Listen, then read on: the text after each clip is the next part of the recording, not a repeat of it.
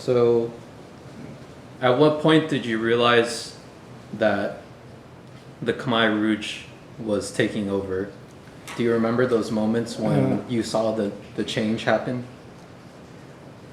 I said the U.S. Embassy withdrew from Cambodia on April 12, 1975.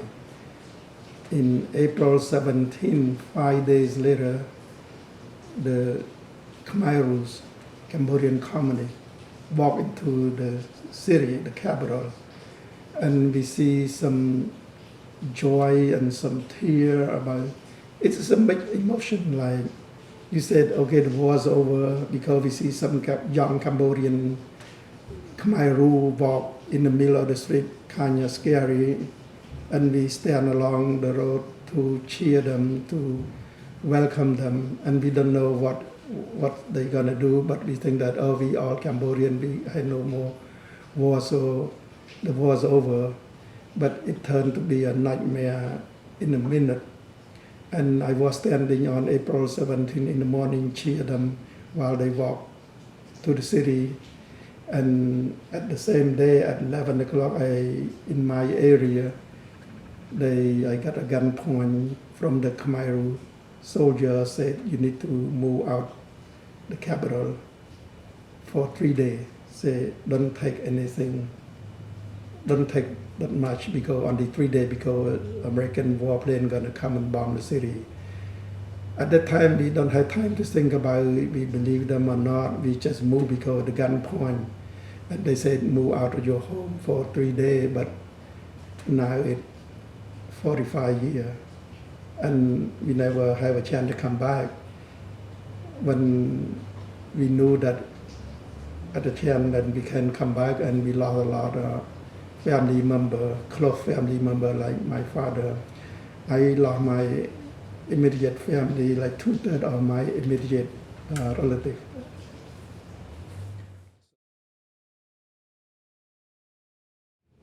So, what was everyday life like under the Khmer Rouge? And it kind of funny because talk about 3 million live in the capital, and they want you to move at the same time, and like nowhere to move, and you stuck in the middle of the street. And like I give you an example, like I was gunpoint to leave home at 11 o'clock at night, and till the next day, the next morning, we move like about 2 miles, 3 miles, because nothing we can do, we just live on the street. From that time that we realized it, why they move everybody, and then they said go back to your birthplace and they will let you know what's next. And it hard. Some people was born in the capital, and then when they said move out for 3 days and going out, so they're gonna hang around there and to wait for the Pol Pot regime, the Khmer Rouge, to bring them back. I myself was a student, my brother and sister was student, waiting for them to call back, and then we wait until like we realized that no, they closed the city. No money, no school, no market, no nothing. Go to the countryside, do a labor work like a slave. So it's just a lie. The one thing that I got upset or mad, because like 3 million people, the whole country moved out of home, and that time no foreigner, no other country, especially like the U.S., doesn't know anything about that. And like I said, from that time we become homeless. Yeah. Because we sleep on the street, we sleep under the tree. Wherever that we go, we have no home to stay, and we keep move from place to place, day from day.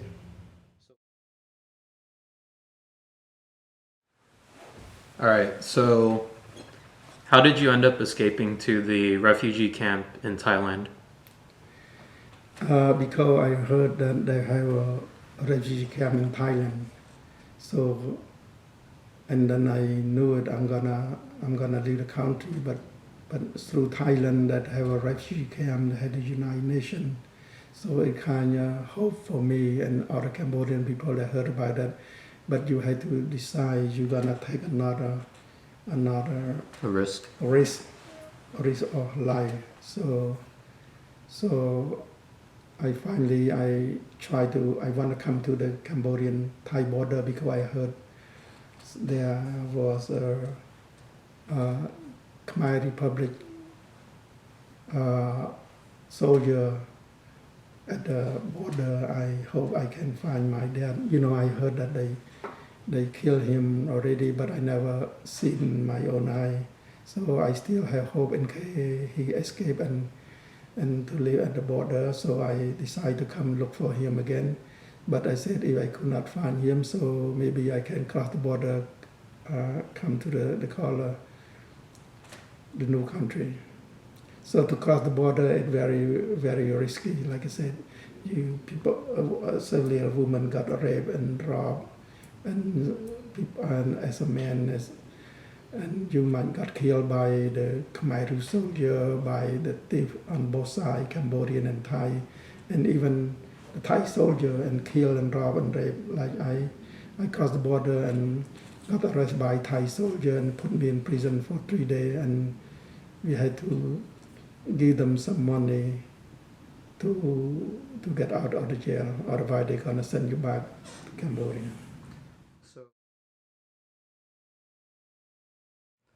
So I know you mentioned earlier that the North Vietnamese army came through Cambodia and kind of chased away the Khmer Rouge from the country. Did you see the North Vietnamese as like a savior, or what was your attitude towards them for taking out the Khmer Rouge? Think about it. So, like,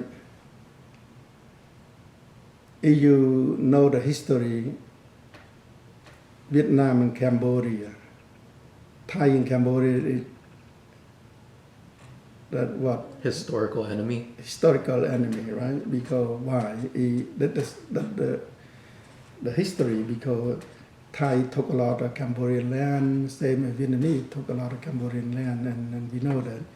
But when you live with a Pol Pot regime and the North Vietnamese invade Cambodia back in 1979, you look at it on both ways, right? So if you live with the Khmer Rouge, they kill almost 2 million people, and they call it Cambodian genocide. The movie, The killing fields. known as the killing field. So a lot of people know that without the Vietnamese moving to Cambodia that far, we probably got killed by the Khmer Rouge communists. Yeah. But at the meantime, it's not like you have time to choose Pol Pot or Vietnamese, whoever that you're gonna move from place to place, from day to day, or whoever that you face it. Mm-hmm. So, but at that time, we have freedom to move around because the Vietnamese come along the national route and kick all the Khmer Rouge, and then we, as a civilian people, have a chance to move around looking for each other and move. And it depends on who you are. If you talk about politics, you talk about the Vietnamese getting to Cambodia, but you talk about the Khmer soldier or communist Khmer Rouge kill its own people, it kind of sad and in between that. But we don't have time to think about who better than who, but we think about I can live for another day because this one saved my life.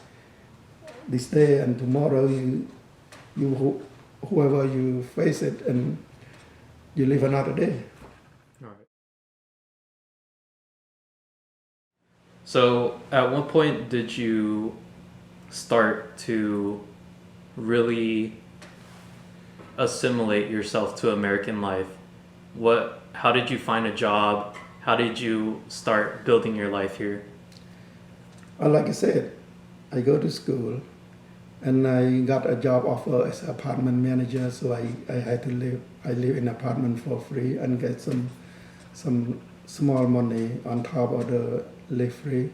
So and at the time in Long Beach where I live on now it's called Cambodian town is a war zone back in the mid 80 and 90. It's a war zone. It's a gang war between black gang, Latino gang, and later the Asian gang come up and fight against them. It's a war zone, and it's hard to raise the kid in the war zone, and even the police.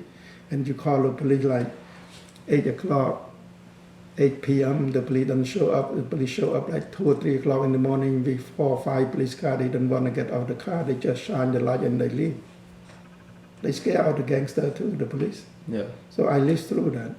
And so I'm just like natural because I get the people. So I said, what else we can do? We depend on the police and the bad guy, afraid of police. But so that's what I try to talk to people and get people together and talk to the city and invite like apartment watch.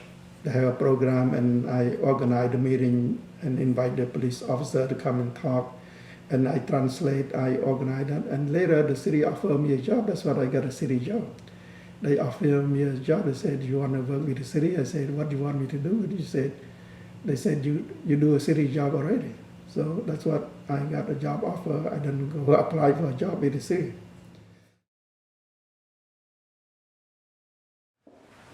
So you mentioned earlier that nobody gives credits to Cambodians and that the U.S. mainly focuses on Vietnam and the Cambodians are often forgotten. Is that your motivation in why you've been so involved in keeping the memory of the Khmer Rouge alive and the experiences from that time? So what I'm doing while I'm still alive, because whatever happened from the past and we move on, but we're not gonna forget it and what happened back there. So even we know who and who, but right now we have to start a new life and move on to have a better life. So if you talk about that, you're gonna get involved a lot of country involved in Vietnam War and a lot of innocent people die.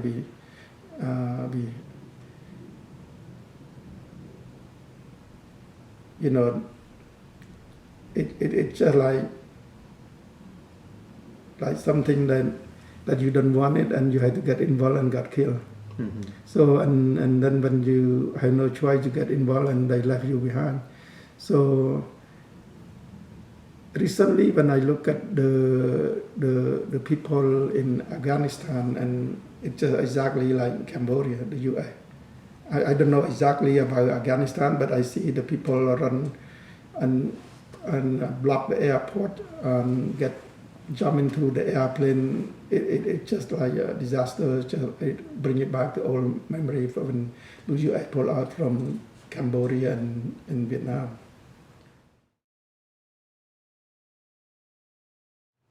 Is there any messages you want to leave behind for the viewers for your experience as a war survivor? Any advice, any last things you want to say?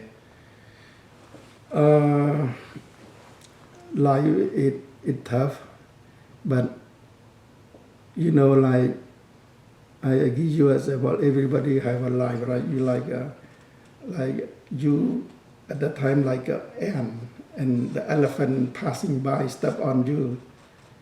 And what I saying just that you have no choice. The elephant like the U.S. passing by step on you, and you start to fall in love with them. But sometimes it's not that something that you dream for, but you have to understand.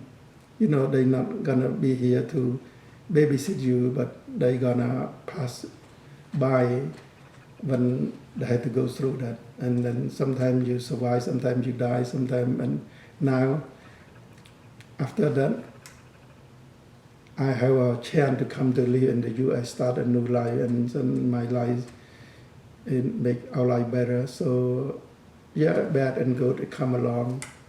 So you have to accept it. How do you feel towards Cambodia now?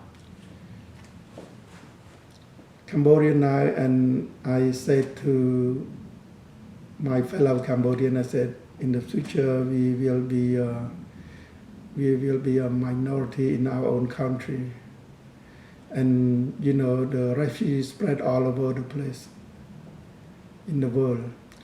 You're gonna see we from the U.S. They call us a Cambodian American. The Cambodian live in France, Cambodian, Australian, Cambodian, Vietnamese, Cambodian, Thai, Cambodian. In the future, Cambodian is gonna be a lot of mixed races, and we have Cambodian live everywhere in the world now.